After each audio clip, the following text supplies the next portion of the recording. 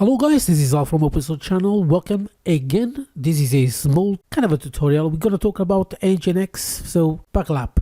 Don't forget to like, subscribe, click on the bell icon so you get notified. So last time we talked about Nginx installation. Someone asked me to show access list. So this is what it's all about. I'm going to show you how access list works on Nginx Proxy Manager. So without any delay, here we go the Nginx Proxy Manager. I'm going to start by adding a list, and this is the actual site I'm going to use by creating the access list, so you know exactly what I'm talking about.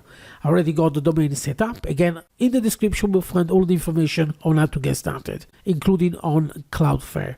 So again, this is the one. Let me do this here a second. Access list, and here where you start by creating a access list. I'm going to create a name. I'm going to call it a Nginx. Again, I can do satisfy any or pass auth to host. That's up to you how you want it. Here, I'm starting by creating the authorization. All right.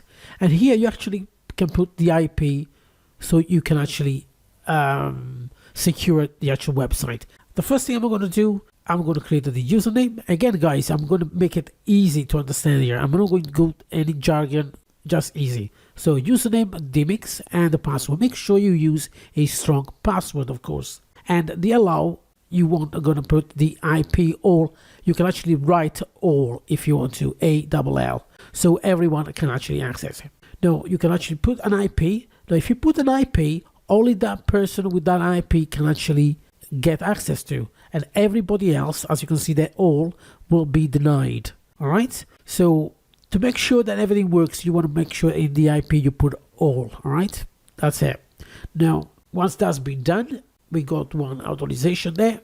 Let me close this a second. Now, I'm going to show you about the access. What I'm going to do now, first of all, I'm going to go to the edit of the actual domain. And on the access list, as you can see underneath there, I'm going to choose Nginx with 0 rules. And I do that, I don't know if it's a bug or something, but I have to do that first, otherwise it won't work. Right, and I go do it, and I'm going to save it twice. Again, guys, I don't know if it is a bug, but this is what happens. It's up to you. Now, if I go back here, as you can see, I go Nginx, and I can put the actual password. So I don't go directly, right, and put the, I don't go directly to the site. You need to put the password, that the credential that I created earlier on in the access list. So that's how simple it is. All right, let's go back, and what I'm going to do, I'm going to go back to the access list. As you can see, there is one rule there. As I told you, I put all, right, Nginx there, authorization, we got the username and password, and the access list, as you can see, I put all there. You make sure you put all, or otherwise you won't have no rules, all right?